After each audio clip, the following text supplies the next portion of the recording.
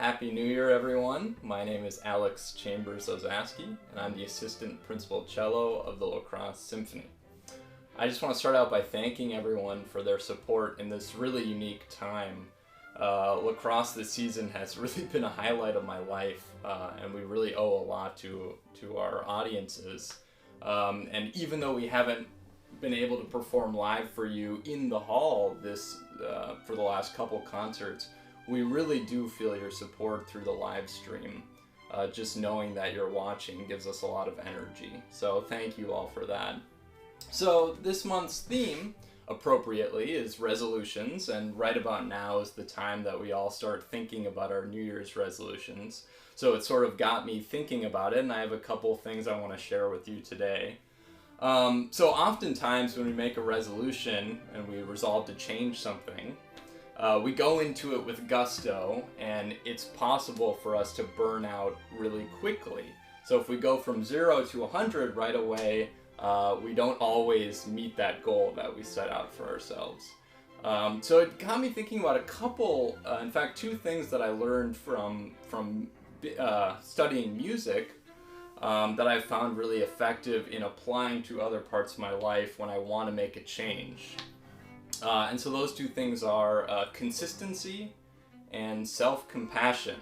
So both tricky things, both really difficult to maintain, I would say.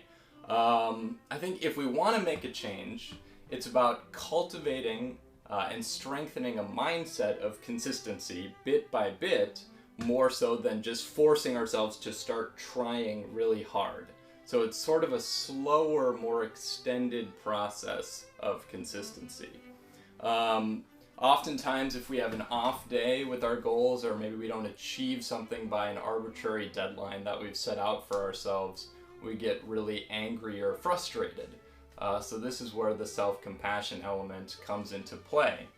I would say that as long as we have that consistent mindset of always chipping away at our goals, even just being conscious of the goal is enough. So for example, I would say that if we have a day where we don't necessarily even do anything practically toward that goal, but we're thinking about it, we're maybe thinking about what we're planning on doing with it, or maybe what we're going to do better the next day, I would say even that is enough to start making that change. Another effective thing is finding value in what you're doing each day, as opposed to only finding value in the end result. So one thing I noticed in my cello students, I noticed a really clear shift from when they're practicing to please me or to please their parents, to when they're actually starting to find intrinsic value in playing the cello each day. It becomes more satisfying for them, and it becomes more sustainable toward reaching their goals. So this segues into one of my resolutions for this year, which is to be less dependent on outcomes for happiness. So as musicians, we are often working toward the next big audition. So we put in tons of hard work, so many countless hours just working for these sort of singular goals. And I think it can be really very hard to realize just how much we grow in the process, especially if we don't get what we think it is we want.